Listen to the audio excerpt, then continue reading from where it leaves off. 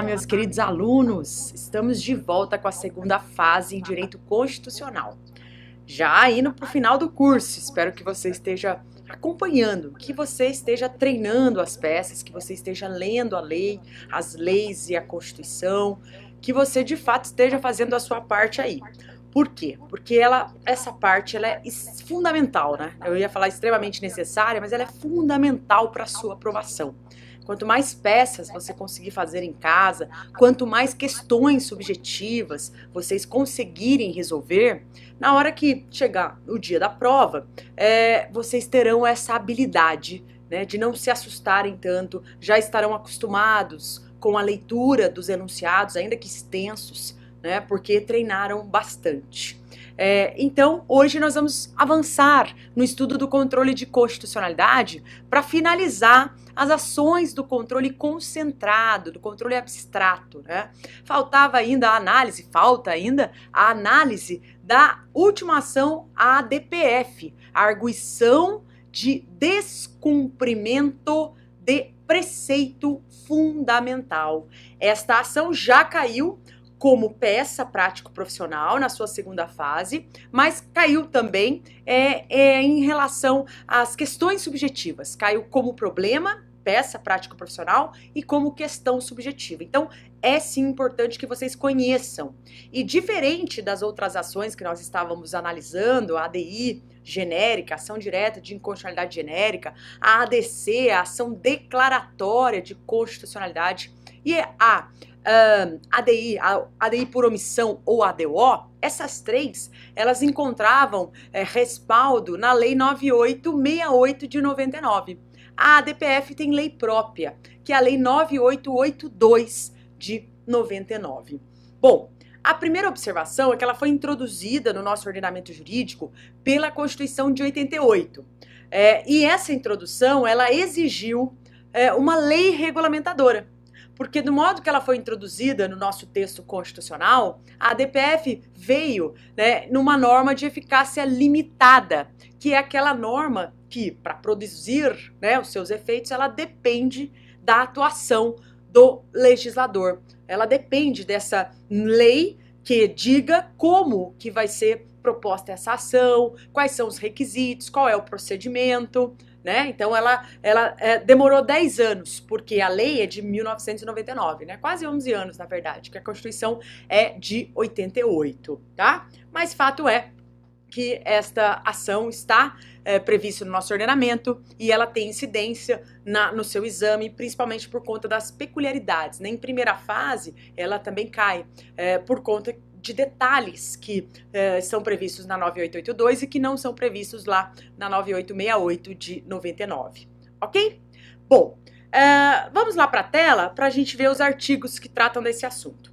Primeiro, o fundamento constitucional, vocês vão encontrar lá no artigo 102, parágrafo 1º, e o fundamento legal na Lei 9882 de 99.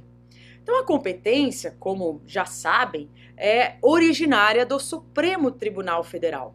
Diz aí, esse parágrafo 1º do artigo 102 da nossa Constituição, que a arguição de descumprimento de preceito fundamental decorrente desta Constituição, esta arguição será apreciada pelo STF, olha lá, a indicação, né, de que era de fato uma norma que dependia de regulamentação na forma da lei, né? Então, o endereçamento de uma peça, obviamente, será excelentíssimo senhor ministro, presidente do STF, caso caia uma ADPF na sua prova. Então, essa indicação aqui, na forma da lei, é que exigiu a criação da Lei 9868 de 99 para regulamentar esta ação. Pode voltar aqui para nós conversarmos um pouquinho.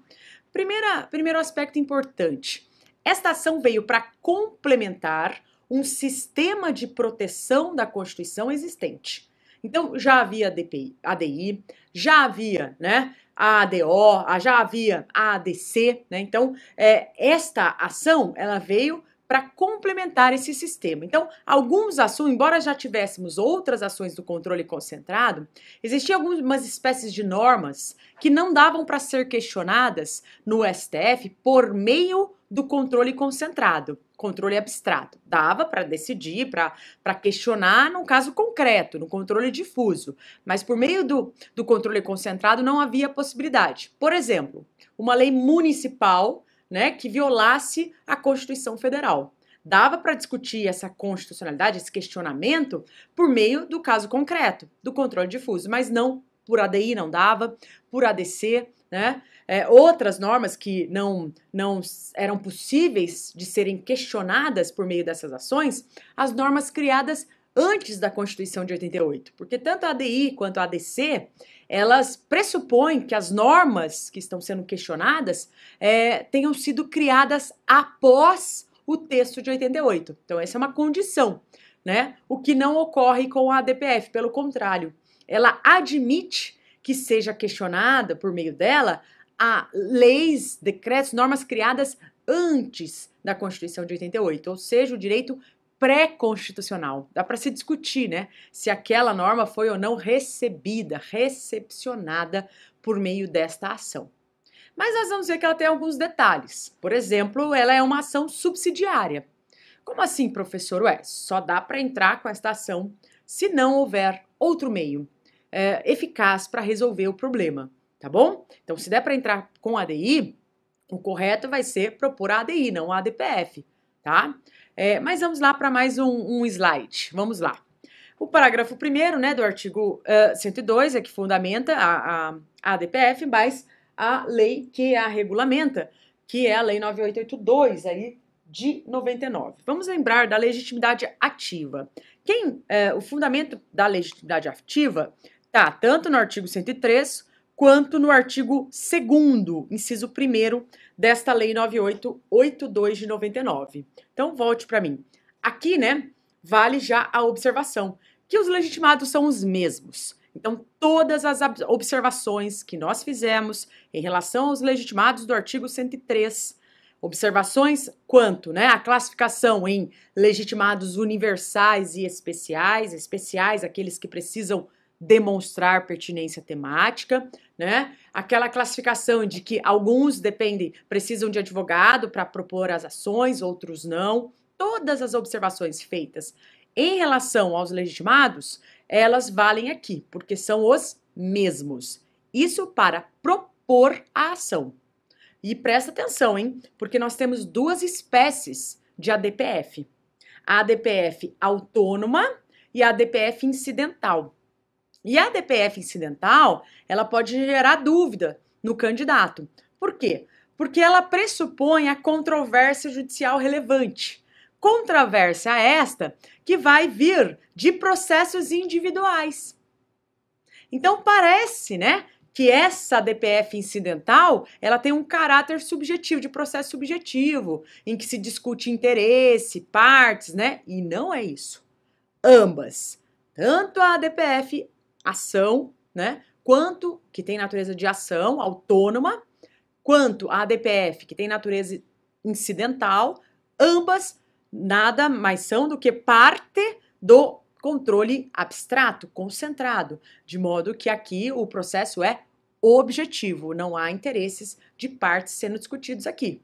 Então não dá, por exemplo, para o autor daquela controvérsia querer propor a ADPF incidental, porque ele já propôs lá o processo que deu origem lá àquela controvérsia. Tá? Não, os legitimados continuam sendo os legitimados do artigo 103 da nossa Constituição. Tá bom, professor, e quem que figura no polo passivo?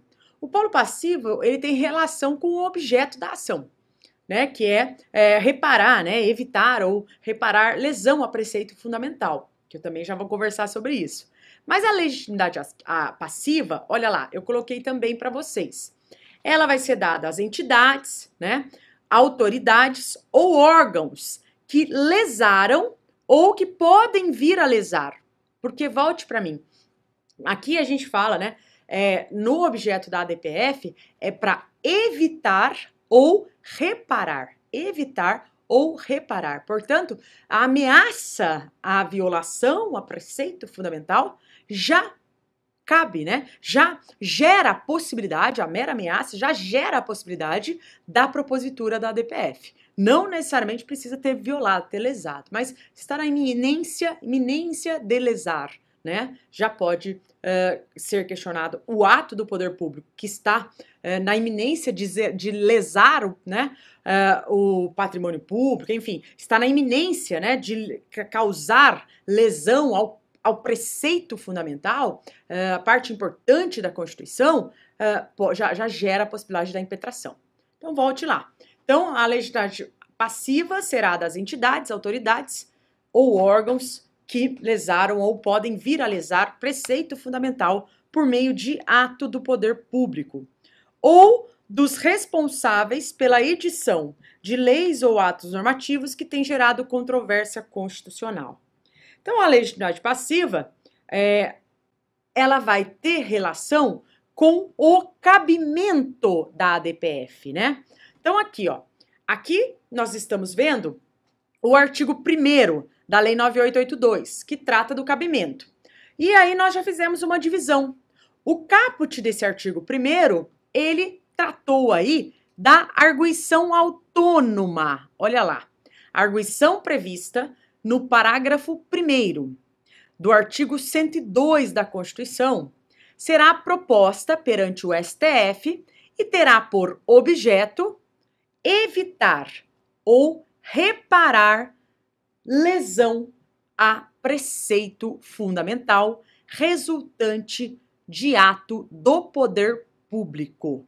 Lesão, evitar ou reparar lesão a preceito fundamental resultante de ato do poder público. Pode voltar para mim. Vocês podem aí, né, me perguntar, mas professora, o que seria preceito fundamental? E esse preceito fundamental é da onde, né? Calma. Daqui a pouquinho nós vamos explicar sobre o que é preceito fundamental. Mas eu já adianto uma informação relevante. Por que não está escrito aí princípios fundamentais? Porque se esta ação veio para complementar um sistema de proteção da Constituição existente, quanto mais ela trouxesse um nome, né, que fixasse regras específicas dentro daquele nome, por exemplo, se eu conceituo lá o preceito fundamental como princípios fundamentais, pode ser que parte da doutrina considere apenas aqueles princípios fundamentais previstos do artigo 1º ou 4º da Constituição, porque lá tem os princípios fundamentais, né? E não foi isso. A ideia do legislador foi de complementar e deixar mais aberto o parâmetro, né, e o objeto possível de ADPF, justamente para cobrir situações que as outras ações não cobriam. Então, a ideia não é fechar esse conceito, e sim deixar ele mais amplo possível, tá? Então, volta lá para a tela. O parágrafo único desse artigo 1º, ele nos ensina que caberá também arguição de descumprimento de preceito fundamental. 1. Quando for relevante o fundamento da controvérsia constitucional. Quando for relevante o fundamento da controvérsia constitucional sobre lei ou ato normativo de natureza federal, estadual, municipal, incluídos os anteriores à Constituição. Esta, portanto, é conhecida pela doutrina como arguição incidental. Incidental por quê? Volte para mim. Esta ação, ela pressupõe a existência de uma controvérsia constitucional sobre a lei ou ato normativo, que pode ser federal, estadual, municipal. Olha que interessante, hein? É a única, hein, que admite o questionamento. Distrital também cabe aqui, tá? O Distrito Federal cumula, tanto quando ele legisla com base na competência estadual, quanto quando ele legisla com base na competência municipal. Nas duas situações, a lei distrital pode ser impugnada no STF, tá? É incidental, né, porque ela pressupõe a existência de processos individuais, né, que tenham gerado essa controvérsia constitucional. Mas, repito, embora a propositora dessa ação advenha desses processos individuais, dessas controvérsias, a ação continua sendo um mecanismo de controle concentrado, de controle abstrato, em que não há interesses subjetivos, e sim um processo de natureza objetiva. Tá bom? Ótimo. Em suma, como é que nós poderíamos aí resumir esse cabimento? Olha lá. Então, a ADPF, ela é cabível para evitar ou reparar lesão a preceito fundamental, resultante de ato do poder público ou quando for relevante, ou aqui, né, segunda modalidade, esta, portanto, a modalidade de ação autônoma, né? E a segunda, ou quando for relevante a controvérsia constitucional sobre lei ou ato normativo federal, estadual, distrital ou municipal, incluídos os anteriores à Constituição. Então, esta seria a incidental. A ADPF de natureza incidental. Bem, e sobre o preceito fundamental? Olha que interessante. Será que há um conceito legal de preceito fundamental? Será que a lei define o que é preceito fundamental? O que pode ser considerado como preceito fundamental? E se esse preceito fundamental, ele é extraído de onde? Volte para mim. Então, esses questionamentos é que nós vamos, sobre esses questionamentos que nós vamos conversar agora. Primeira observação relevante. Não há uma definição legal de preceito fundamental. Se você já fez algumas provas da OAB, certamente você se deparou com uma questão de primeira fase que falava exatamente isso, né? Há uma definição de preceito, há uma definição legal? E a resposta é negativa. A Lei 9882, que é a lei que regulamentou a ADPF, ela não conceituou. E por que ela não conceituou? Para não fechar, né? A partir do momento que eu conceituo, olha, preceito fundamental corresponde ao artigo 5º da Constituição e ao artigo 2º. Ponto. Nada mais pode ser incluído a partir do momento que eu conceituo. Vira um rol números clausus, né? Um rol fechado. E a ideia era abrir, era complementar um sistema de proteção da Constituição existente. Portanto, a lei não define. Bom, e o que será que pode ser considerado preceito fundamental? Adianto. Quem é que vai definir isso? Quem vem definindo isso é o Supremo Tribunal Federal. Porque ele, ao conhecer das ADPFs que chegam até ele, as que ele conhece, nós já sabemos que o assunto daquela ADPF que foi conhecida pelo STF, aquele assunto para o STF é considerado um preceito fundamental. Porque se não fosse, ele sequer conheceria da ação. Então, o Supremo, ao conhecer das ações que são propostas, as ADPFs, ele vai fixando, ele vai definindo o que ele considera preceito fundamental. Claro, preceito fundamental eu coloquei de onde, né? Extraídos da onde, né? Claro que é um preceito fundamental da Constituição Federal. Tá, então vamos desmembrar um pouquinho esse nome da ação, porque já para arguição, vamos lá, arguição de descumprimento de preceito fundamental. O nome é um pouco complexo, os alunos acham difícil. Então, arguir, o que é arguir? Eu vou questionar, eu vou invocar, eu vou falar isso, arguir, questionar, tá. Questionar o quê, professora? Arguição de descumprimento. Bom, que não está sendo cumprido. Então, eu vou questionar que não está sendo cumprido. De descumprimento de preceito fundamental. Tá bom, não está sendo cumprido um preceito fundamental. O que é um preceito fundamental? Uma parte fundamental, uma parte importante. Tá, da onde? Obviamente que é da Constituição Federal. Tá? Então, é um preceito fundamental da Constituição. Então, eu vou arguir, eu vou questionar que não está sendo cumprida uma parte importante da Constituição Federal. Ficou mais fácil? Sim, é mais ou menos isso. Agora, o Supremo, ao conhecer das ações, ele vai definindo. Então, ele já tem. Vamos aí para o nosso caderninho para a gente fazer algumas anotações sobre o que o Supremo Tribunal Federal considera, né? Com base nos julgamentos, então, o STF, o que é que ele considera como preceito fundamental. Então, obviamente, se vocês olharem lá, os artigos 1º a 4º da Constituição. Os artigos 1º a 4º da Constituição, do nosso texto. O que esses artigos tratam? Eu até já comentei, né? Tratam dos princípios fundamentais. Princípios fundamentais. Fundamentais. Princípios estes, né? Esses princípios aí fundamentais que estabelecem as estruturas essenciais para a organização do Estado. Então, estrutura. Bom, volte para mim. Se a estrutura essencial de organização do Estado prevista no texto constitucional não for considerada, né, preceito fundamental, o que será? Vocês entenderam? Obviamente que preceitos fundamentais têm a ver com partes importantes da Constituição, com matéria constitucional, com assuntos que o Constituinte deu ênfase. Por exemplo, as cláusulas pétreas. Sim, tá? Então vamos lá de novo para a nossa telinha para anotar os principais assuntos que o Supremo já determinou serem considerados preceitos fundamentais. Se você olhar dos artigos, o artigo 5º, né, o artigo 17, também são considerados preceitos fundamentais. O que tem aí? Direitos e garantias, né? Volte para mim. O que diz aí do artigo 5º ao artigo 17 da Constituição? Bom, artigo 5º, direitos e garantias fundamentais, né? Rol de cláusulas pétreas também está lá. Muitos dos direitos e garantias individuais, né? O que mais? O artigo 6º, direitos sociais, trabalho também, 7º.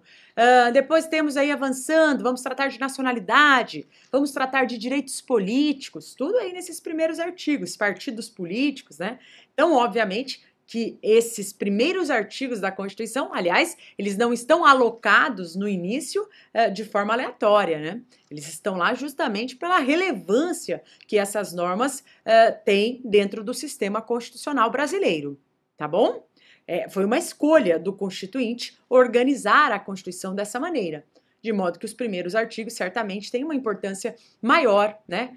Nesse ponto. Não há hierarquia, hein? Cuidado, mas há uma ordem não aleatória, inclusive de inserção desses artigos no texto constitucional. Tá bom? O que mais? Olha lá na tela, vamos lá. O que mais?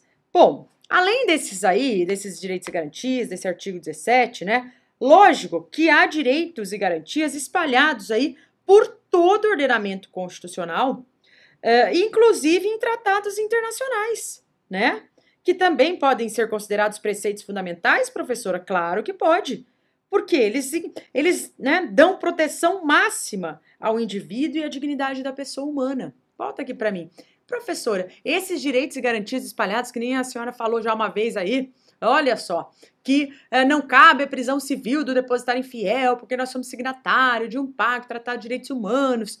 Veja, esses direitos trazidos por tratados, né, ampliação do direito à liberdade, por meio do Pacto São José da Costa Rica, outros direitos de convenções internacionais sobre direitos humanos que nós incorporamos, também podem ser considerados preceitos fundamentais?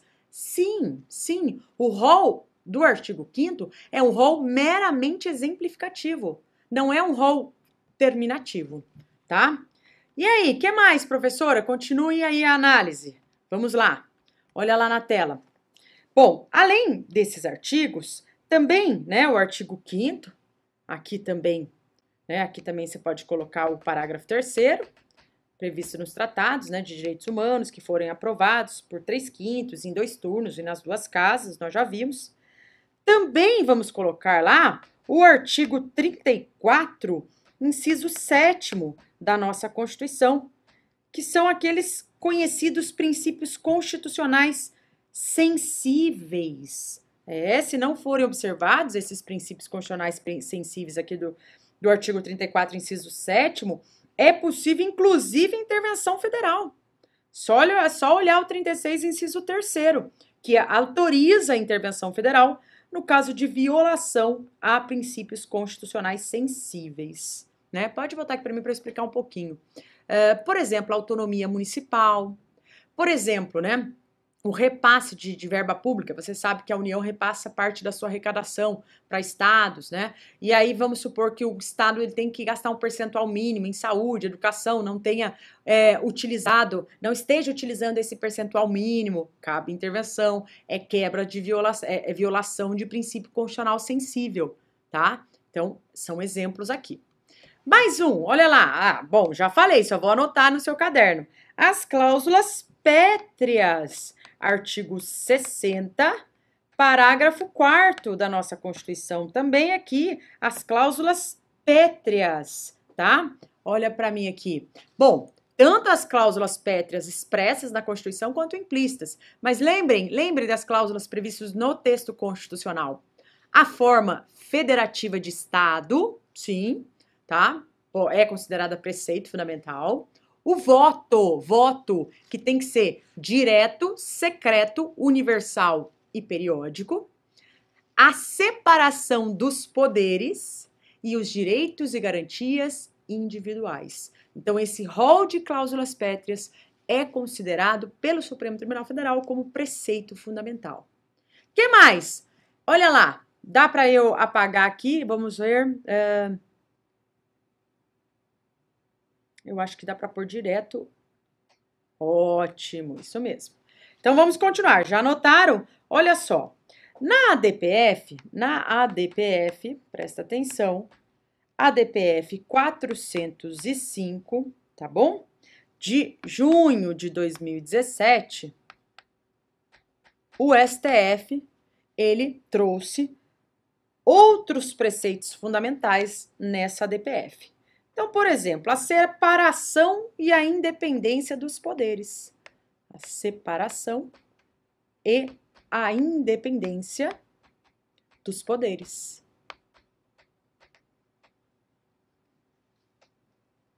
Os poderes são harmônicos, volte para mim, os poderes, né?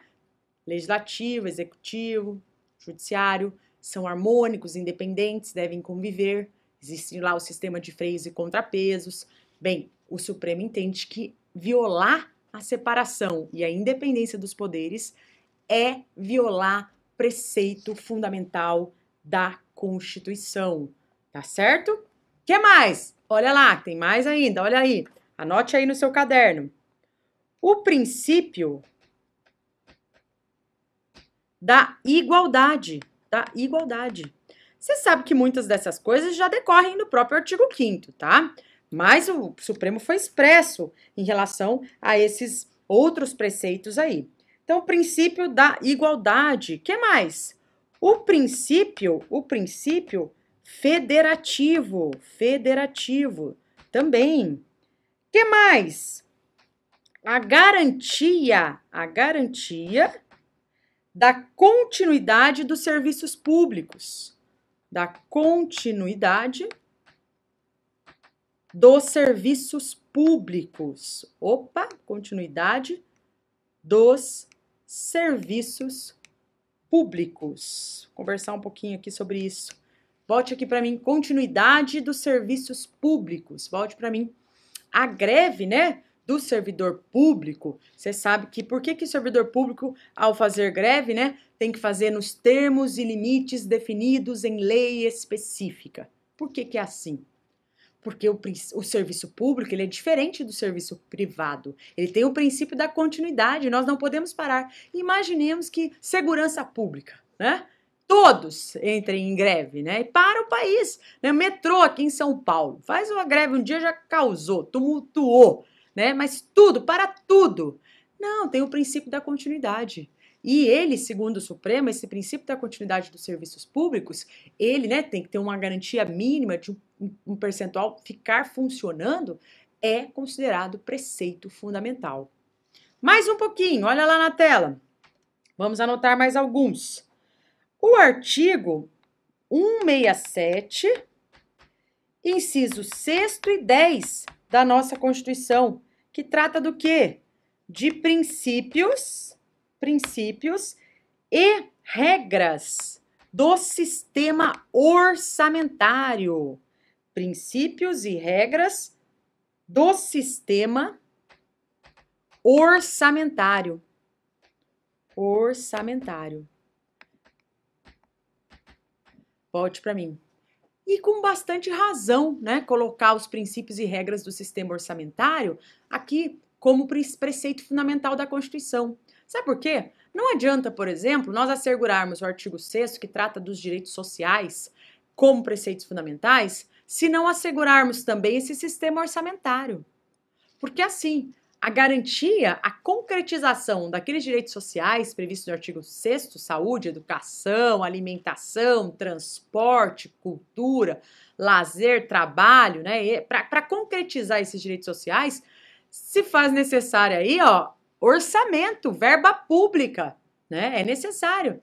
Então, você sabe que a ordem econômica tem que ser estudada, né? É a outra face da parte da ordem social e dos princípios e da parte dos direitos sociais. Então, necessariamente, né, se os direitos sociais são considerados preceitos fundamentais, obviamente que as regras orçamentárias também têm que ser, porque não dá para concretizar um sem pensar no outro. Não dá para falar em política pública sem falar em orçamento, sem falar em destinação de verba para efetivamente concretizar aquela política pública governamental, tá bom?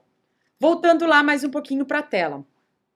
Além disso, o artigo 34, tá?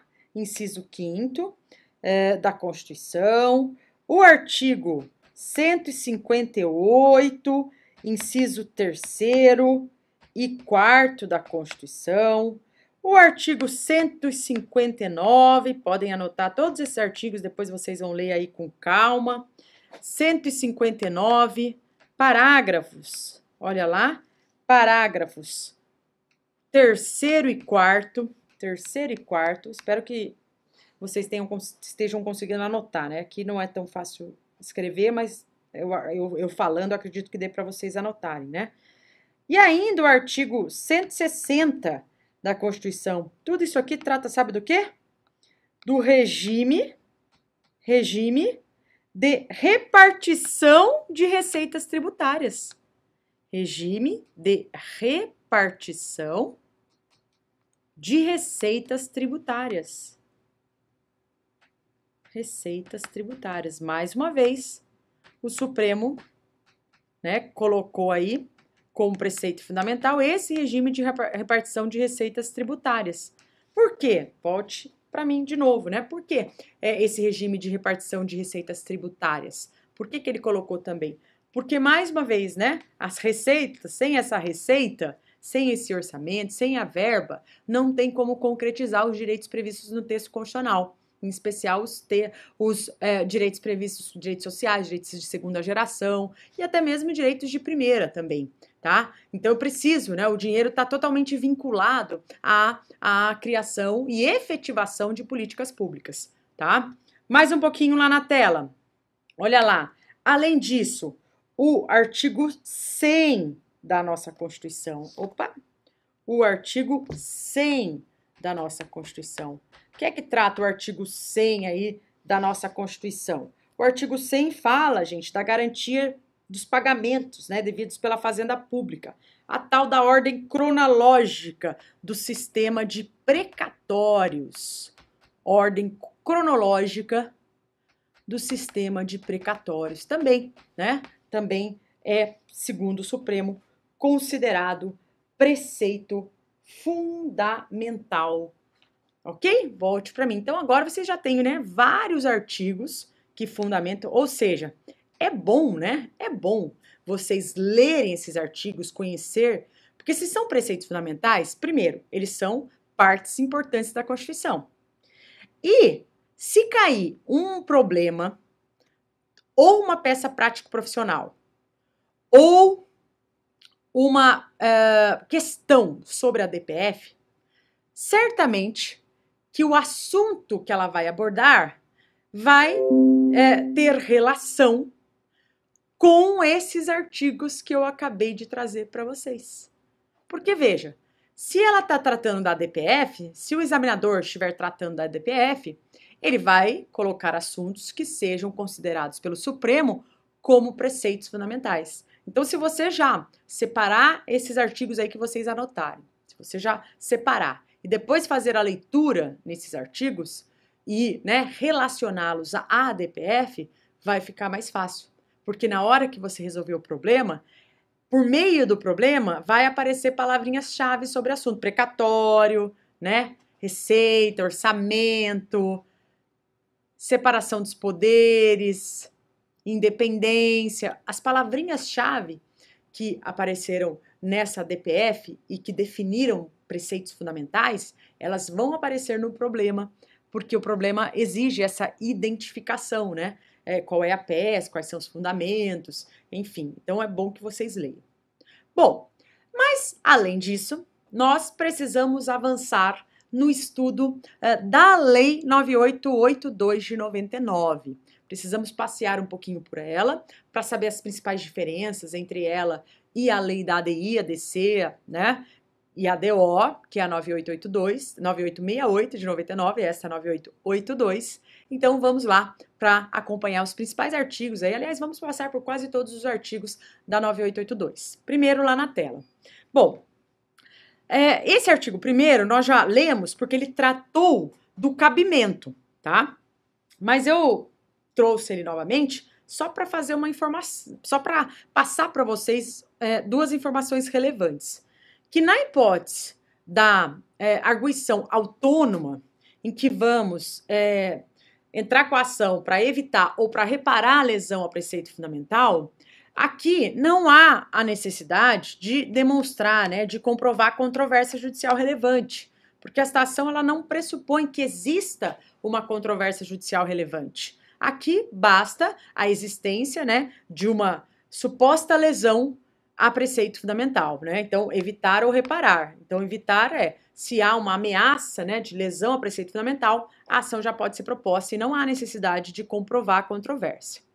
Por outro lado, quando o parágrafo único em seu inciso primeiro, né, diz que cabe também à ADPF, que é a segunda modalidade, a arguição incidental, quando for relevante o fundamento da controvérsia constitucional sobre lei ou ato normativo, federal, estadual, municipal, incluídos anteriores à Constituição, a própria lei fala em relevante fundamento da controvérsia constitucional. Portanto, será necessário abrir um tópico para comprovar a existência desta controvérsia, tá? Dessa controvérsia constitucional sobre a lei ou o ato normativo que está sendo impugnado. Bem, além disso, nós já vimos que os legitimados, eles são os mesmos, né? São os mesmos da ADI, ou seja, o artigo 103. E aqui existem alguns requisitos, né? O que a petição inicial de ADPF, que já caiu, tem que conter, tem que trazer? Bem, primeiro ela vai indicar qual é o preceito fundamental da Constituição que se considera violado. Volte aqui para mim. Então, essa indicação, ela vai girar em torno de um desses artigos que vocês acabaram de anotar. Se for a DPF, certamente vai aparecer um desses artigos aí que vocês anotaram. Vocês entenderam a relevância de anotar esses artigos? Porque vai ter que ser indicado na inicial qual preceito foi violado. E, obviamente, que a indicação vai ter que ser uma indicação daquilo que o Supremo Tribunal Federal considera como preceito fundamental. Não é qualquer parte da Constituição. É diferente, hein?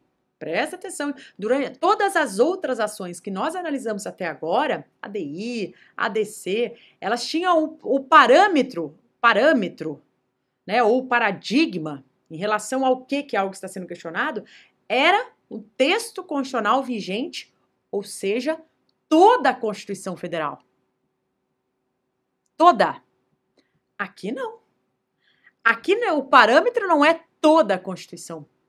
O parâmetro, os preceitos fundamentais da Constituição. As partes fundamentais. Qual partes que o Supremo vai falando o que é parte fundamental por meio das suas decisões. Entenderam a diferença? Então, o parâmetro é menor. Embora o objeto seja o mais abrangente, o parâmetro de confronto é o menos abrangente. Não sei se me fiz clara. O parâmetro é em relação ao que algo está sendo questionado.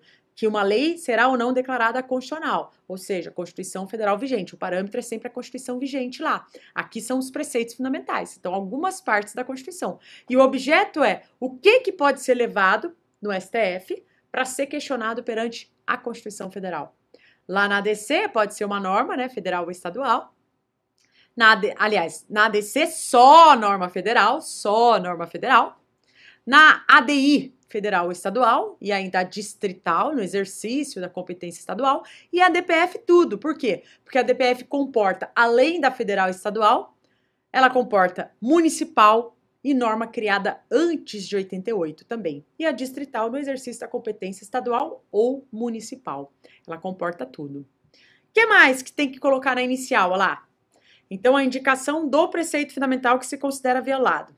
Também vai colocar a indicação do ato questionado.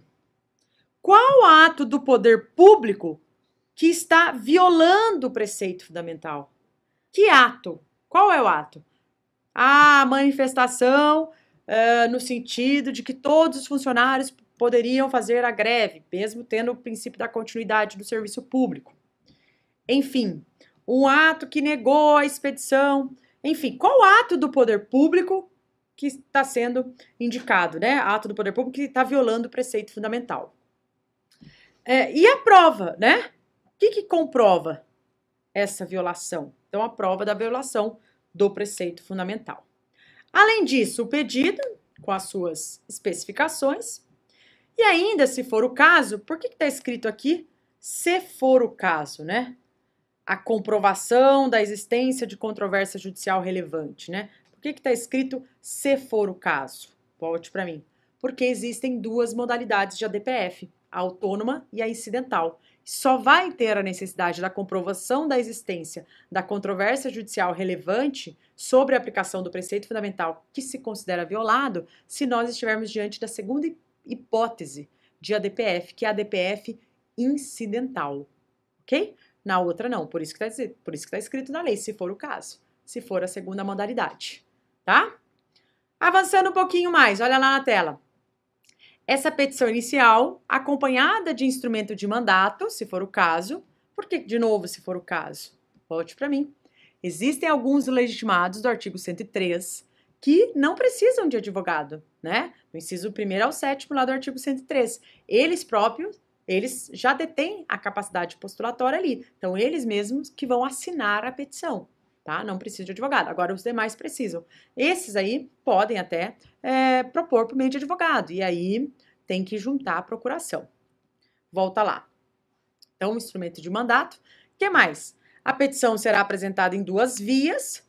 Devemos conter cópias do ato questionado e dos documentos necessários para comprovar a impugnação.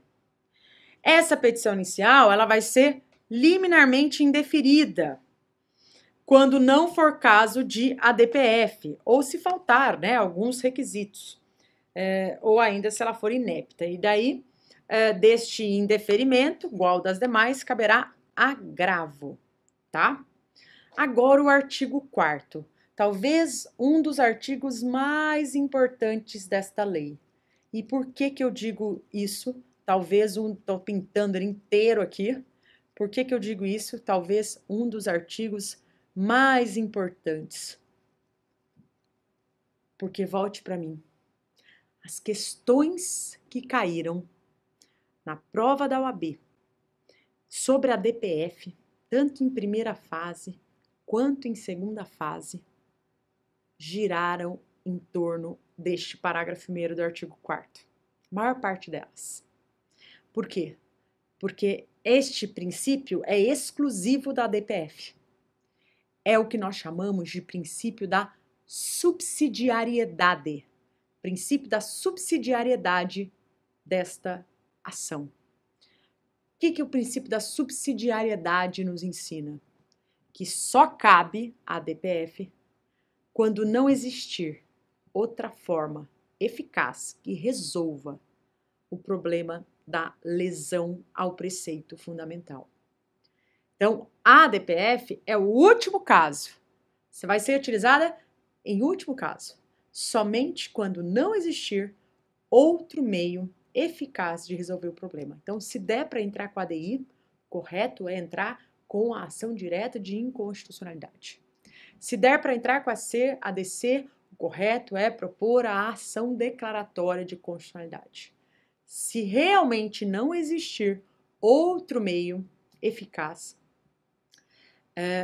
para resolver o problema da lesão ao preceito fundamental, aí sim será permitida a propositura desta ação. Olha lá o que diz, né? Não será admitida a DPF quando houver qualquer outro meio eficaz de sanar a lesividade. Avançando, tem ainda o pedido de medida liminar. Volte aqui para mim para nós conversarmos um pouquinho. Do mesmo modo que as outras ações, né? Do mesmo modo que as outras ações, nós precisamos lembrar aí que existe pedido de medida liminar em ADPF. Mas por que eu coloquei aqui pedido de medida liminar e não cautelar? Eu estou usando a mesma terminologia utilizada pela própria lei, tá? Só para padronizar, só para o examinador não questionar nada. Então, ela está prevista também na lei. Mas como ela tem alguns detalhes, nós vamos conversar com mais calma quais são os efeitos, o que ela vai produzir, né? A gente vai fazer um breve intervalo e daqui a pouco a gente volta com a análise da liminar e os demais artigos da DPF e resolver algumas questões relacionadas a este tema, inclusive um que gerou uma peça prático-profissional, tá certo? Vai lá então, toma o seu café, lava o rosto e volte, porque ainda tem muito mais direito constitucional. Até já!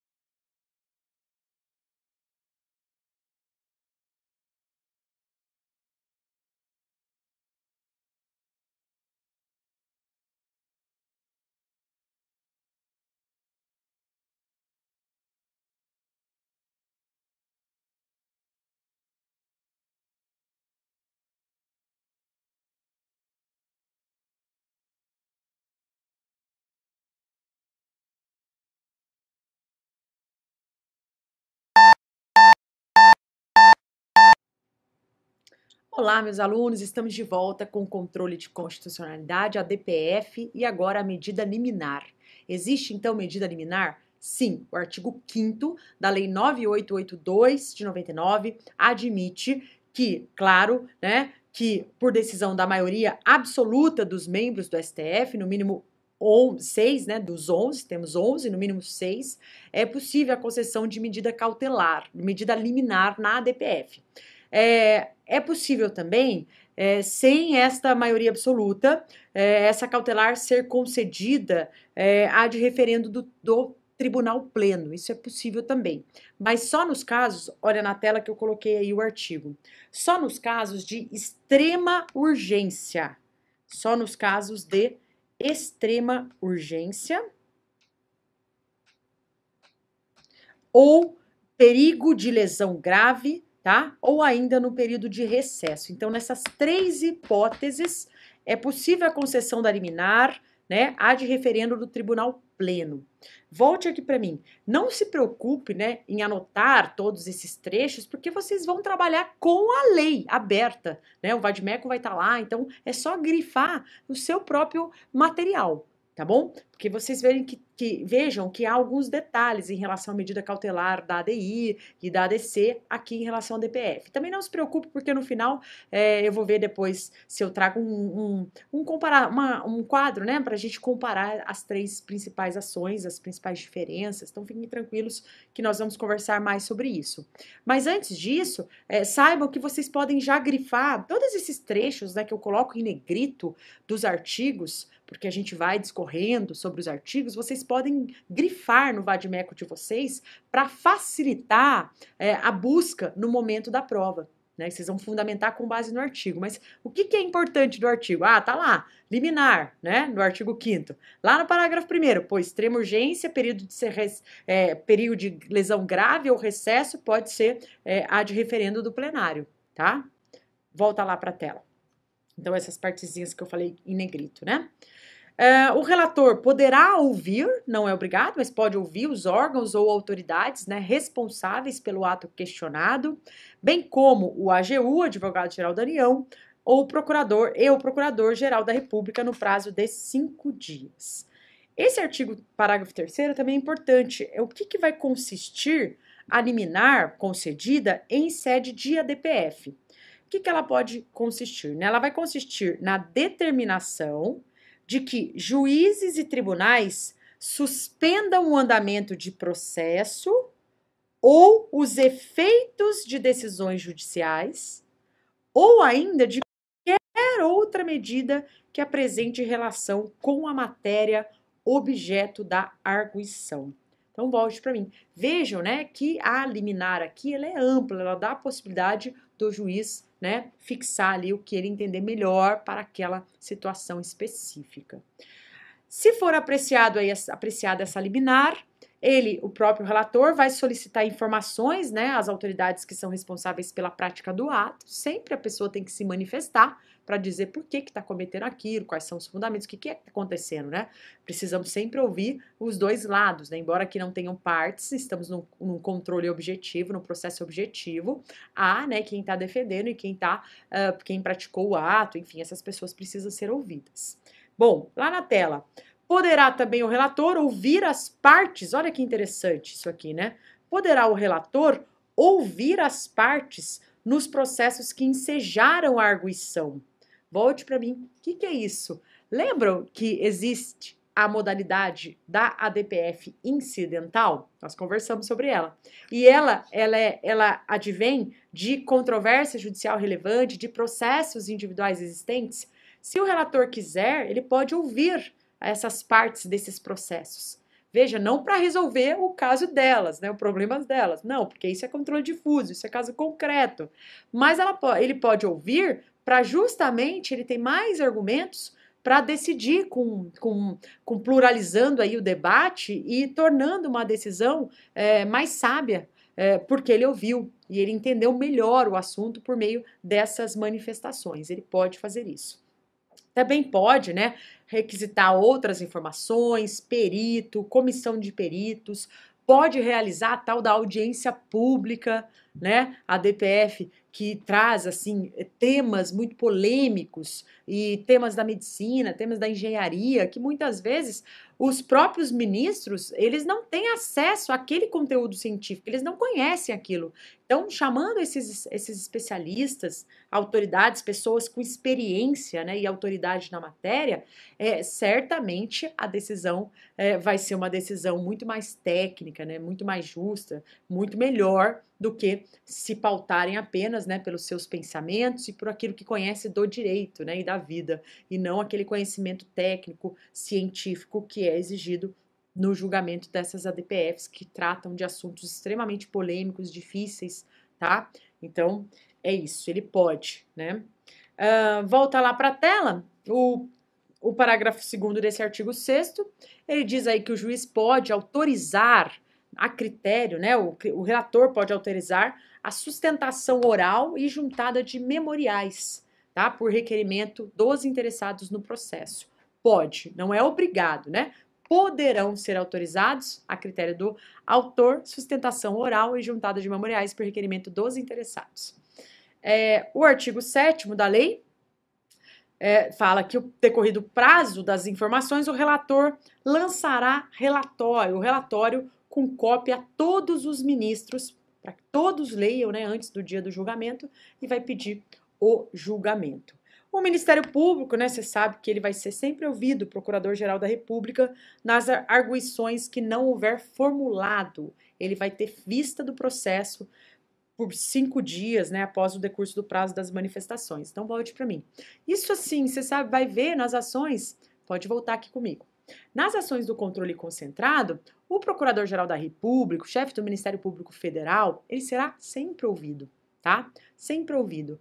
Mesmo em especial nas ações em que ele não for o autor da ação. Ele é um dos legitimados, previsto no artigo 103, e obviamente se ele propôs a ação, ele já está sendo ouvido, né? Porque ele propôs aí a ação.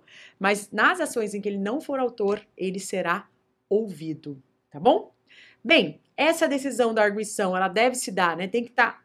Você sabe que tem um quórum de instalação e um quórum de votação. Isso em todas as 3 ações aí do controle concentrado. Para começarem as votações, as leis, elas costumam exigir aí a presença mínima de 2/3 dos ministros, tá? Aqui está dizendo no artigo 8º, olha lá, que a decisão sobre a arguição do descumprimento de preceito fundamental somente será tomada se presentes na sessão pelo menos 2/3 dos ministros, tá?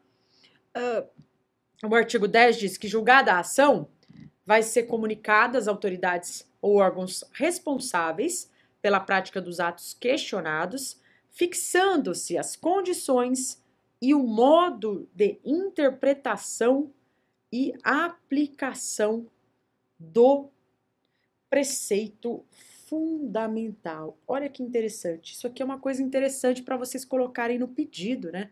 Que você vai pedir para o juiz, né? Fixar aí, para os ministros lá, fixarem as condições e o modo de interpretação e aplicação do preceito fundamental.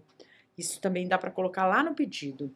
Bem, outro diferencial da Lei 9882 em relação a 9868 é que aqui, gente, o presidente do tribunal determinará o imediato, olha só, o imediato cumprimento da decisão, lavrando-se o acórdão posteriormente. Então, volte para mim. Normalmente não é assim, né? Primeiro lavra-se o acórdão, é publicado, e aí ela passa a valer a decisão. Agora, o parágrafo 1º do artigo 10, ele diz que o tribunal, ao julgar, vai determinar o cumprimento imediato. Então, é um pouco diferente das outras ações. Então, atenção a isso, tá? Dentro desse prazo de 10 dias, contados a partir do trânsito julgado, aí a parte dispositiva é que será publicada, mas já vai estar valendo, né? Já vai estar cumprindo.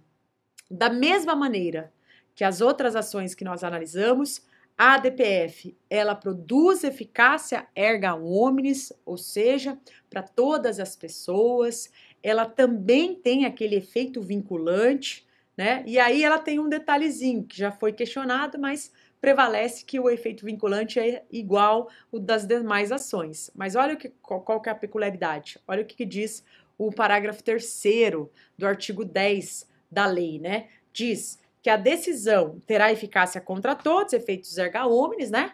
E efeito vinculante relativamente aos demais órgãos do poder público. Demais órgãos do poder público. Então, volte para mim.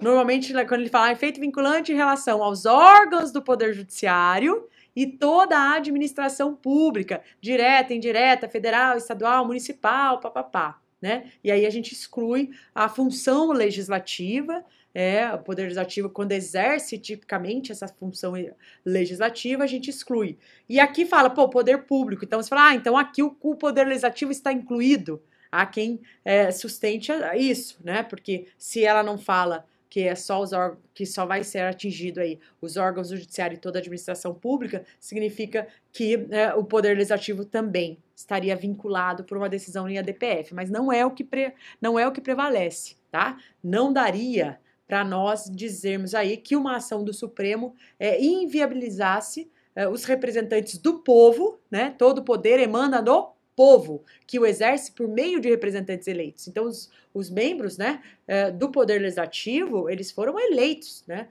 lá do Congresso Nacional, eles foram eleitos, eles são representantes do povo. Então, não dá para o Supremo Tribunal Federal tomar uma decisão que vai de encontro, né, que, de fato, proíbe que depois o legislador crie uma lei em sentido contrário. Ele pode criar. A lei futuramente também pode ser declarada que viola o preceito fundamental, enfim. Não há esta regra, tá? Não há problema algum. Mas veja que, embora a lei fale em poder público, vocês devem interpretar da mesma maneira que já interpretam as outras ações, né? Demais órgãos do Poder Judiciário e toda a administração pública, direta, indireta, federal, estadual e municipal. Avançando ainda na lei, o artigo 11 dessa lei, ele possibilita aquela questão da modulação dos efeitos. Lá na Lei 9868 de 99, nós vamos encontrar isso no artigo 27, a possibilidade do Supremo Tribunal Federal modular, né, os efeitos da decisão. Aqui na ADPF nós vamos encontrar no artigo 11, só que os requisitos eles são os mesmos. O que é isso? Né? Quais são esses requisitos? Se o Supremo entender que há um excepcional interesse social ou razões de segurança jurídica para isso, então há excepcional interesse social e há razões de segurança jurídica, o Supremo vai poder modular. O Supremo vai poder colocar em votação se os demais ministros, né, se eles topam, se eles querem modular e dizer, a decisão vai valer só dali em diante, ex nunc, ou vai fixar data, né, para começar a valer essa decisão, ou vai restringir os efeitos da declaração, enfim, há diversas possibilidades do Supremo mexer nessa questão. Mas é claro que ele só vai poder fazer isso se ele demonstrar um desses dois requisitos, razões de segurança jurídica ou de excepcional interesse social, e além da demonstração desses dois requisitos, ele vai ter que fazer isso por 2/3 dos membros, tá? Olha o que diz o artigo 11. Ao declarar a inconstitucionalidade de lei ou ato normativo no processo de ADPF, e tendo em vista razões de segurança jurídica ou de excepcional interesse social, poderá o STF, por maioria de 2/3, restringir os efeitos daquela declaração, ou decidir que ela só tem eficácia a partir do seu trânsito em julgado ou de outro momento que venha a ser fixado. É a tal da modulação dos efeitos. E aí vem o artigo 12 e reforça, volte para mim, aquilo que nós já estudamos, de que estas decisões, as decisões finais, as decisões de mérito produzidas em ADI, ADC, ADPF, elas são, e ADI por omissão também, ADO, né? Elas são irrecorríveis. Cabem, né? Apenas lá, a gente já sempre fala nos embargos de declaração para sanar alguma obscuridade, mas elas são irrecorríveis e não comportam sequer o ajuizamento de ação rescisória, tá? E ainda tem o artigo 13, olha lá, que ele diz o seguinte, que caberá reclamação contra o descumprimento de decisão proferida pelo STF na forma do seu regimento interno. Então, caberá reclamação contra o descumprimento da decisão proferida pelo STF na forma do seu regimento interno. E aí a lei entrou em vigor na data da publicação. Volte para mim. A reclamação é um instituto curioso, um instituto interessante, né? Que ela protege, ela serve basicamente para preservar a competência do Supremo, estamos falando de reclamação no Supremo, né? Então ela serve para preservar a competência do Supremo Tribunal Federal e garantir a autoridade das suas decisões. Então veja, se a decisão dada pelo Supremo em sede de ADPF produz efeitos erga omnes, vinculante, vincula os órgãos do Poder Judiciário, toda a administração pública, e essas pessoas não estão seguindo, não estão cumprindo, a partir do momento que elas não estão cumprindo a decisão, elas estão violando, né, a autoridade dessas decisões, porque essas decisões, elas não são facultativas, o seu cumprimento não é opcional, o seu cumprimento é obrigatório. A partir do momento que o sujeito não cumpre, ele está cometendo esse ato, ele está desrespeitando a autoridade das decisões do Supremo. E aí cabe reclamação ao STF, para falar, ô Supremo, ó, aqui não estão cumprindo esta sua decisão. Tá certo? Bem, feitas essas colocações principais, né, sobre a ADPF, eu queria conversar com vocês um pouquinho como é que esse tema vem sendo abordado pelo examinador na sua segunda fase da OAB. Como que o examinador questiona esse assunto? Como que o examinador pergunta? Como é que ele formula? O que ele coloca? Então, eu trouxe aí uma questão que caiu no Exame Unificado 2017.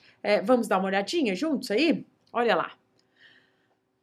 O governador de um estado membro da federação vem externando sua indignação à mídia em relação ao conteúdo da Lei Estadual 1234 de 2015. Este diploma normativo está em vigor e resultou de projeto de lei de iniciativa de determinado deputado estadual. Criou uma Secretaria de Estado especializada no combate à desigualdade racial. Diante de tal quadro, o governador resolveu ajuizar, perante o STF, uma arguição de descumprimento de preceito fundamental, impugnando a Lei 1234 de 2015. Com base no fragmento acima, responda, justificadamente, aos itens a seguir. Primeiro item. A Lei Estadual 1234 apresenta algum vício de inconstitucionalidade? B. É cabível a medida judicial proposta pelo governador? Volte para mim. O que vocês acham? Será que é hipótese do cabimento de ADPF? Há vício? E aí, vício, vamos lembrar, né? Pode ser vício formal, que diz respeito aí a regras de processo legislativo, iniciativa, né? Ou pode ser um vício material, do conteúdo da norma. Então, os dois estão sendo analisados aqui, não apenas um vício de conteúdo. E, além disso, pergunto, havendo vício, esse vício pode ser impugnado por ADPF? Será que a medida judicial correta nessa hipótese é a ADPF? Já tentou-se observar se outra ação é cabível? Porque como a ADPF é subsidiária, nós vimos agora há pouco, né? Temos que ver se não cabe outra ação. Será que é a última opção? Então, vamos ver como ficaria uma simulação de resposta. Olha lá. Então, primeira, né? A lei estadual apresenta algum vício? Sim, a referida lei apresenta vício de inconstitucionalidade formal, já que somente lei de iniciativa privativa do chefe do executivo pode criar órgão de apoio a essa estrutura de poder, conforme dispõe o artigo 61, parágrafo 1º, inciso 2º da Constituição, que, por simetria, é aplicável aos estados. Volte para mim. Né? Então, no âmbito federal, chefe do executivo, federal, presidente. No âmbito estadual, governador lá, que vai ter que iniciar projetos dessa natureza. Atenção para esse artigo 61, viu? Esse artigo 61, parágrafo 1º, ele já apareceu várias vezes na sua segunda fase, né? Projetos de iniciativa privativa do presidente da República. Várias vezes. Então, você tem que estar com eles, tem que saber, tem que conhecer, tem que saber manejar, tem que fazer a relação do que está no texto constitucional e o problema, tá bom? Bom, tá bom. Então, o vício existe. Pergunto, dá para combater esse vício por meio de ADPF? Não dá. Olha a resposta. Não. A resposta deve ser no sentido de negar o cabimento da ADPF. Diante da ausência das condições especiais para a propositura daquela ação constitucional. Ou seja, a observância do princípio da subsidiariedade previsto no artigo 4º, parágrafo 1º da Lei 9882 de 99. A jurisprudência do STF é firme, no sentido de que o princípio da subsidiariedade rege a instauração do processo objetivo de ADPF, condicionando o ajuizamento dessa ação de índole constitucional a quê, gente? A ausência de qualquer outro meio processual apto a sanar de modo eficaz a situação de lesividade indicada pelo autor. Então, pode voltar aqui para mim. Não, se dá para entrar com outra ação, se dá para entrar com a ADI, o correto é a ADI, não é a ADPF. A ADPF é uma ação subsidiária, cabível apenas quando não houver outro meio eficaz de sanar, de resolver o problema. Tá bom? Como é que ficou a divisão, a pontuação, a distribuição dos pontos? Vocês sabem como que o examinador pontua? Vale aqui lembrar. Olha aqui, ó. Na primeira questão, a letra A, né? Você teria que colocar, né? Se tivesse colocado sim, que a referida lei apresenta vício de inconstitucionalidade formal, se já soubesse que era vício de forma e não de conteúdo, já ganharia 0,20, tá? Se acrescentasse e comentasse que só o chefe do executivo pode iniciar projetos que criem órgãos de apoio à sua estrutura de poder, já completaria com mais 0,30, olha só.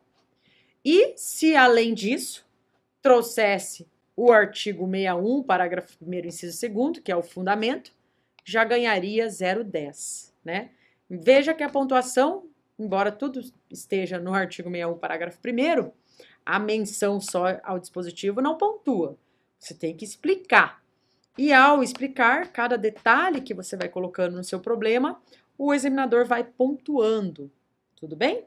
Então, você poderia chegar na nota máxima de 0,60 nessa questão aí. Nesse item, tá? No item B, você teria que mencionar que não cabe, né, a ADPF aí. Não pode ser, não é objeto possível em razão do princípio da subsidiariedade. Então, falar que não cabe e colocar o princípio já lhe garante 0,55.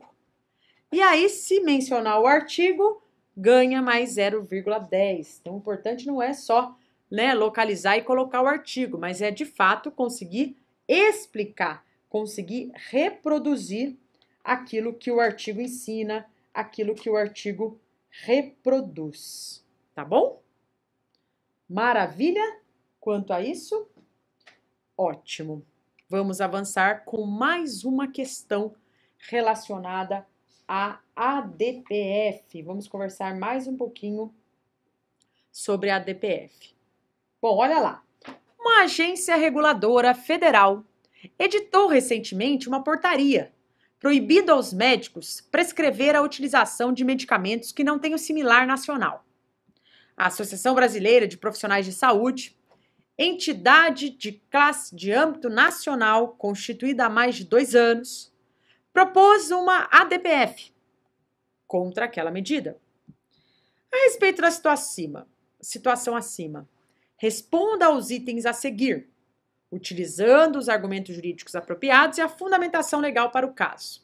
Quais são, então, as perguntas? Primeiro, é possível a propositura de ADPF contra essa portaria emitida pela Agência Reguladora Federal? Segundo, a associação tem legitimidade para a propositura daquela ADPF? E terceira, pode um Estado instituir uma ADPF no plano estadual? Nesse caso, qual o instrumento jurídico apto à criação do Instituto? Pode voltar para mim. Foi bem, né? Bem complexa aí essa questão. Ela exigiu de você um conhecimento amplo da ADPF, né? Mas nós trouxemos aqui a resolução da questão, porque aí você, por mais que não consiga ainda, pode ser que aí no momento que você está treinando, tenha ainda dificuldade, mas você tem a resolução justamente para que eu trago aqui, nós escrevemos juntos, né? Vamos conversando, vamos grifando o que realmente é importante, para que você treine, para que você saiba como responder e quais são os principais argumentos a serem utilizados no momento de responder cada item, tá? Então, no primeiro item, olha lá, a questão, olha lá, de fato, ela trata da ADPF, e aí você vai colocar o fundamento, 102, parágrafo 1º, tá? E a Lei 9882. Pode colocar na tela.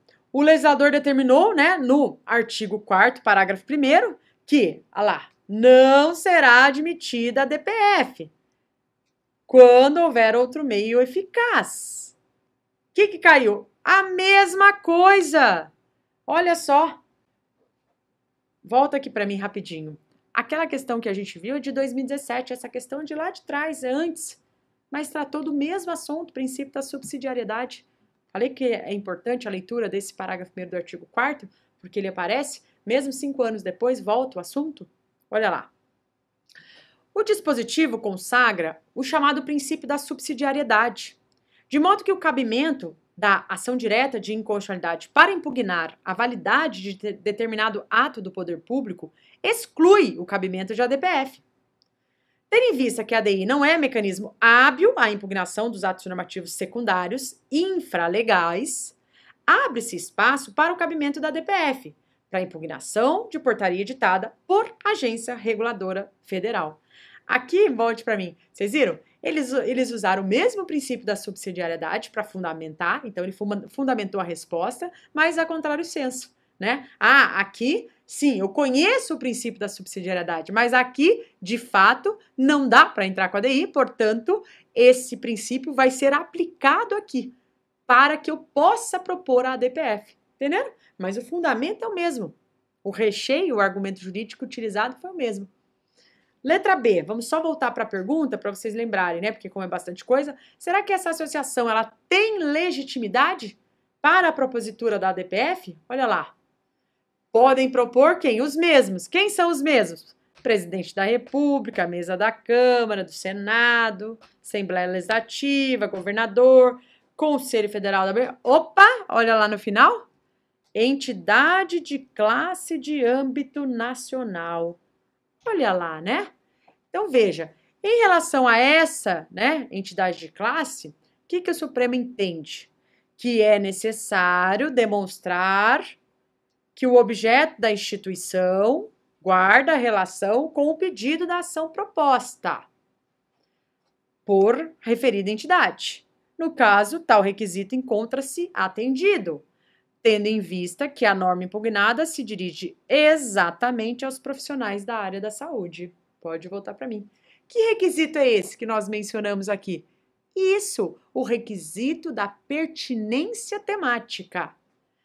Ou seja, a lei que eu estou impugnando tem relação com a minha instituição.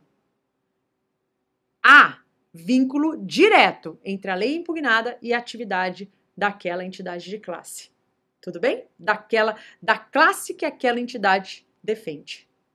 Volta lá, vamos ver a questão a letra C, né? Vamos voltar de novo para a pergunta. Pode um Estado instituir a DPF no plano estadual?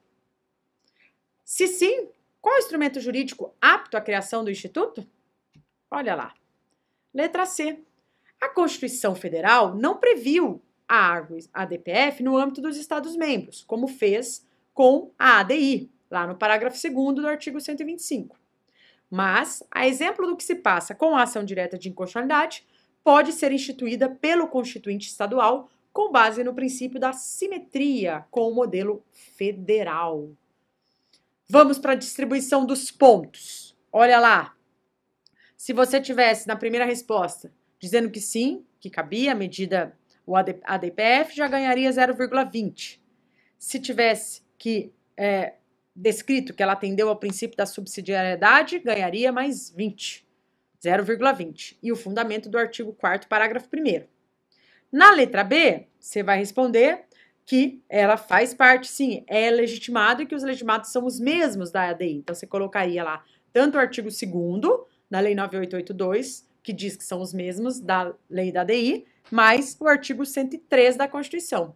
E, se falar que, de fato, havia pertinência temática, e ela foi cumprida, né, o requisito foi cumprido da pertinência temática, ganharia mais 20, tá? A indicação só de artigo não pontua, tem que explicar. E na letra C, é possível aí a instituição de uma DPF no plano estadual, já ganharia 0,10. E desde que se faça por meio de previsão na Constituição do Estado, já ganharia 0,35, tá bom? Então, essa foi, pode voltar para mim, a distribuição de pontos que foi dada, né, no programa, no exame específico. E eu quero agora finalizar o estudo da DPF com a análise de uma peça, né? Então, a gente começou pelo menos e agora o mais. Nós começamos abordando a questão das questões, né? Primeira parte teórica da DPF, aí fizemos algumas questões e agora é um problema que caiu na segunda fase como peça prático-profissional e a peça era a ADPF. Então, eu trouxe o problema, mas eu trouxe o problema, eu trouxe, né, o gabarito comentado, como é que foi, o que você tem que colocar nessa peça prático-profissional, mas a elaboração vocês vão fazer aí, tá? A elaboração da ADPF, tem que treinar. Não falei para vocês no começo da aula que vocês têm que praticar, tal, mas é claro que eu trouxe um caminho, né? Um modelo para que vocês sigam esse caminho e ajuste o modelo a este problema que foi já objeto de questionamento na sua prova. Pode ser assim? Olha lá na tela. O prefeito do município Alfa, preocupado com a adequada conduta de seu mandato, procura o presidente nacional de seu partido político, Beta, o qual possui representação no Congresso, e informa que a Lei Orgânica do município Alfa, publicada em 30 de maio de 85, estabelece, olha só, já algumas informações importantes, hein? Primeiro, partido, né? Embora tá falando do prefeito, o prefeito tá aqui, mas a gente tá falando de partido. Procura o presidente nacional do seu partido, olha lá. Então, e um partido que tem representação no Congresso. Um dos requisitos aí é que o partido tenha essa representação no Congresso, ok? Para poder propor ações do controle. Segundo, o que ele está questionando é uma lei orgânica do município, ou seja, uma lei municipal, né? Qual é a única ação do controle concentrado, abstrato? Volte para mim rapidinho, né? Qual é? Qual é? Aqui comigo. A única ação. Vamos lá? Aqui mais um pouquinho. A única ação do controle abstrato que admite o questionamento de lei de natureza municipal em relação à Constituição Federal. Qual a única? A DPF. Então, esses trechos que eu grifei do problema são trechos relevantes que vocês precisam grifar. Porque para descobrir a peça, você precisa dessas palavras-chave, dessas informações-chave que aparecem no problema. E aí, obviamente, que se você tem um conteúdo, uma bagagem de conteúdo já aí com você, você vai conseguir encontrar essas palavras-chave. Às vezes, por que você não encontra? Porque ainda falta estudo de conteúdo para depois encontrar a palavra-chave. Depois que você estuda bastante o conteúdo, esse encontrar fica fácil. Você sabe, inclusive, onde é que ele deu a resposta, por meio das palavrinhas, tá? Volta lá para a tela. Essa lei orgânica, né, foi publicada lá em maio de 1985, antes da Constituição. E ela estabeleceu no seu artigo 11 diversas condutas como crime de responsabilidade do prefeito, entre elas o não atendimento, ainda que justificado, a pedido de informações da Câmara, inclusive com previsão de afastamento imediato do prefeito a partir da abertura do processo político. Informou também que a mesma lei orgânica, em seu artigo 12, contém previsão que define a competência de processamento e julgamento do prefeito pelo cometimento de crimes comuns perante a Justiça Estadual de primeira instância. Por fim, informou que, em razão de disputa política local, houve recente representação oferecida por vereadores da oposição, com o objetivo de instaurar processo de apuração de crime de responsabilidade, com fundamento no referido artigo 11 da Lei Orgânica, a qual poderá ser analisada a qualquer momento. O partido, após o devido trâmite interno estabelecido no seu estatuto, conclui que a norma municipal está em dissonância com a Constituição Federal de 88. Quem, né? O partido. Norma municipal, em dissonância com a CF de 88, além disso a lei de 85, e decide adotar providência judicial em relação ao tema. Considerando a situação narrada na condição de advogado do partido político, utilizando-se do instrumento constitucional adequado, elabore a medida judicial cabível. Vocês já sabem, né, que é uma DPF, tá? Por várias razões, já com o marca-texto lá no problema. A competência é do Supremo Tribunal Federal. Não basta colocar isso, tem que colocar os artigos que fundamentam. Vai indicar que a legitimidade do partido político existe, por conta do artigo 103 e do artigo 2º, que diz que são os mesmos legitimados, o artigo 2º da 9882. Pode colocar o inciso específico, que trata do partido político com representação no Congresso. Vai justificar o cabimento da ADPF como única ação do controle de constitucionalidade cabível, volte para mim. Vai falar do princípio da subsidiariedade aqui também. Veja, caiu a DPF na prova da OAB, vai falar de subsidiariedade, seja na questão subjetiva, seja na peça prático-profissional. É batata, vai cair o princípio da subsidiariedade. Então, você tem que falar que é o único meio viável, né? Tem lei municipal, nós vamos falar que a lei é de antes da Constituição, tá? O que mais? Olha lá. E aí faz menção ao artigo 4º, parágrafo 1º, né?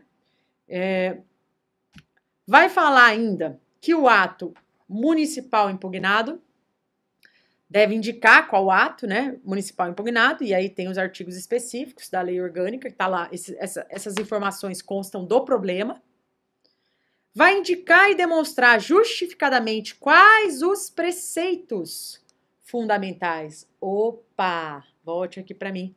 Lembra que eu falei para vocês dos preceitos fundamentais? Pode voltar aqui para mim? Que o Supremo vai definindo o que é preceito fundamental. Então, aqui são partes importantes da Constituição. Você vai ter que colocar esses preceitos fundamentais. Olha lá na tela quais que nós teríamos que ter colocado nesta prova, né? Teremos que colocar no momento da feitura em casa, hein? O artigo 2º, violação ao princípio da separação dos poderes. O artigo 22, inciso 1º, violação à competência legislativa exclusiva da União.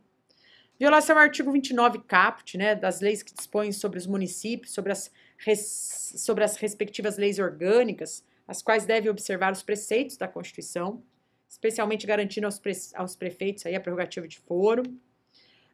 Deve ainda, né, colocar a súmula vinculante número 46, que diz que a definição dos crimes de responsabilidade e o estabelecimento das respectivas normas de processo e julgamento são de competência legislativa privativa da União, tá?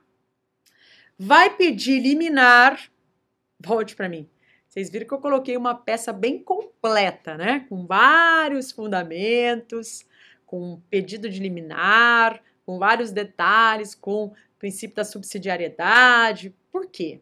Porque quem treina pelo mais, chega no dia da prova, acerta.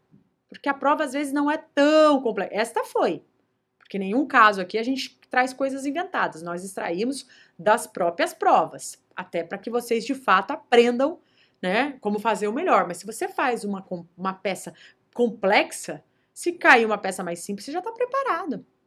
E outra, se você aprende por essa prova complexa, a chance, né, de você esquecer menos é menor, porque você já está treinando uma peça com vários detalhes, tá? E é ruim, por exemplo, ficar treinando só com peças mais simples. Não, você tem que treinar com peças mais complexas, porque aí no dia da prova você está realmente preparado. Lá para a tela. Então vai ser elaborado o pedido de liminar, coloca o artigo 5º, parágrafo 3º da lei, que é o que corrobora a liminar. Vai pedir para sustar, né, a eficácia desse artigo 11, para suspender o trâmite da representação por crime de responsabilidade oferecida em desfavor do prefeito. Vai requerer, né, o julgamento da procedência da ADPF para declarar a incompatibilidade com a Constituição. Por que é incompatibilidade, gente? Porque, ó, a lei é de 1985. Volte para mim. Não estou falando de inconstitucionalidade, estou falando de incompatibilidade. É diferente, né? Então, você vai ter que requerer tudo isso e colocar a incompatibilidade, porque a lei é de antes de 88, a Constituição de 1988, tá? Tenho aqui um breve modelo que eu extraí do livro do professor Marcelo Galante, que é meu colega aqui em São Paulo, que leciona também em segunda fase em Direito Constitucional. Eu tenho também a minha obra lá pela editora Foco, né? Segunda fase em Direito Constitucional. Ele tem também a obra dele e eu extraí esse material, tá? Que é, assim, um esboço da ADPF. Para quê? Para ajudar vocês a elaborarem esta peça com base nessas informações, com esse gabarito que eu acabei de passar. Mas eu trouxe um esboço só para vocês não ficarem muito perdidos no momento de montar a peça, como vocês vão montar aí. E é um curso online, você monta aí sozinho a sua peça, então você precisa, né, ter uma noção, e aí eu trouxe esse modelo, apresento para vocês, extraído do livro do professor Marcelo Galante, tá bom? Olha lá como é que tá na tela, ó. Excelentíssimo senhor doutor, ministro presidente do Colendo STF. Aí você vai colocar aqui o legitimado ativo, vai colocar o artigo 103, o inciso, né, o artigo 2º, por seu advogado regularmente escrito, escritório, tal, né, simples. A DPF, ó, já no nome coloca, com pedido de liminar, volte para mim. Tanto a ADI, quanto a ADC, quanto a DPF, se tiver cautelar ou liminar, você já coloca no nome, para não dar chance do examinador eventualmente não pontuar a medida cautelar ou a liminar. Então, você já coloca no nome. Lógico que dentro você vai abrir um tópico específico para tratar, vai colocar o artigo que corresponde, se for cautelar, o artigo da cautelar lá da ADI ou da ADC, se for uma liminar aqui na ADPF, você coloca o artigo respectivo, tá? Mas já coloca logo no nome da ação. O que mais? Olha lá. Em face do legitimado passivo, quem que é o legitimado passivo? O responsável pela violação ao preceito fundamental, tá? Uma vez que violou o preceito fundamental da Constituição, conforme se comprovará. Aí você abre um tópico para tratar da competência do STF, aqui você coloca o artigo, né, que fundamenta, vai colocar também a lei, vai colocar a legitimidade ativa, e aí você faz menção ao artigo da Constituição e ao artigo da lei, que diz que são os mesmos. Vai falar da legitimidade passiva, que é demonstrar quem que foi o responsável pela violação ao preceito fundamental, tá? Vai falar do preceito fundamental violado, ou dos preceitos fundamentais. Nós vimos aí que aqui neste caso, especificamente, nós tivemos vários preceitos, né, fundamentais, então nessa hipótese específica. Vai demonstrar e provar, né, que a violação desse preceito. Vai falar do caráter subsidiário, ó. E aí você pode abrir um tópico da inexistência de outro meio eficaz, capaz de sanar a lesão. Opa, e aí você explora o princípio da subsidiariedade previsto no artigo 4º, parágrafo 1º da lei, da 9882. No pedido de liminar, você explica os motivos, fala um pouquinho do fumus boniuris e do perículo e mora, né? Demonstrar aí esses requisitos. Vai falar um pouquinho dos requerimentos, né? Vai impedir a intimação do órgão, autoridade responsável pela violação do preceito fundamental. Vai pedir para que ele se manifeste sobre o pedido liminar, bem como sobre o mérito. Tá tudo na lei, você vai reproduzindo lá esses pedidos que estão na lei.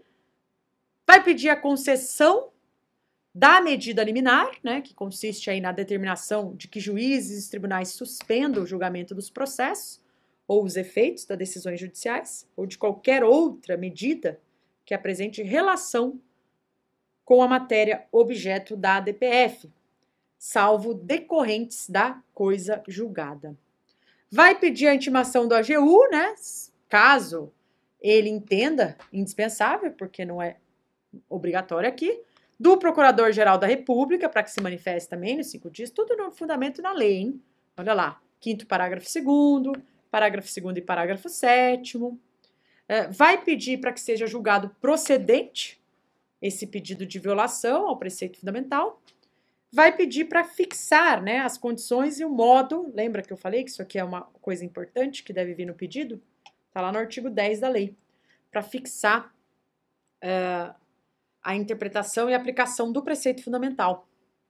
Vai requerer a juntada, né, das cópias das 2 vias inicial, procuração, ato questionado e os documentos necessários para comprovar a impugnação. Coloca lá R$1.000 para fins procedimentais, termos em que pede deferimento, não assine, rubrique ou de outra forma identifique a sua peça. Pode voltar aqui para mim. Bom, então com essas informações aqui, que foram várias informações, eu espero ter fechado, pelo menos, as aulas específicas que nós tivemos de cada ação do controle concentrado abstrato de constitucionalidade. Então, tivemos aulas específicas sobre ação direta de inconstitucionalidade genérica, tivemos aula específica sobre a ação declaratória de constitucionalidade e tivemos aulas específicas sobre a ADO, a ação direta de inconstitucionalidade por omissão, e hoje uma aula específica sobre a ADPF, arguição de descumprimento de preceito fundamental. Ainda em relação a essas peças, né, nosso curso está abordando bastante a questão de peça, os dois, né, mas pelo menos todas as peças que já caíram nós estamos abordando aqui no nosso curso, falta a análise do bloco dos recursos, lembram? Tivemos o bloco das garantias, né, os remédios, o bloco das ações do controle e ainda falta abordarmos o bloco dos recursos. Em especial recurso extraordinário, recurso ordinário, né? Vou falar um pouquinho também de algumas outras ações que podem cair, mas então estamos caminhando, tá bom? Espero que estejam aproveitando, um grande abraço e até o nosso próximo encontro.